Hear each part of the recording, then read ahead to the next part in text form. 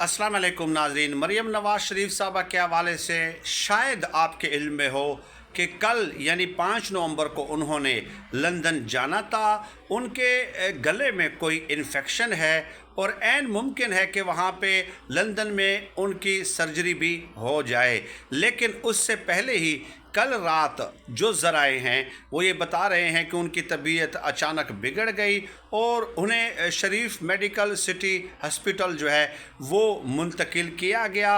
अब से 2 घंटे की पहले जो इतलात हैं उसके मुताबिक उनका ट्रीटमेंट जारी है। अब हमारी दुआ है कि अल्लाह पाक उन्हें सेहतयाब करे। ज़ाहिर है बीमारी पे हम कोई सियासत नहीं करते और ना ही करनी चाहिए, ये इंसानियत का तकाज़ा है, लेकिन लाहौर में स्मोक बहुत ज़्यादा है। आम शहरी भी इससे मुतासर हो रहे हैं। अगर मरियम नवाज़ साहिबा मुतासर हो रही हैं तो आम शहरी भी मुतासर हो रहे हैं और माहिरीन ने मास्क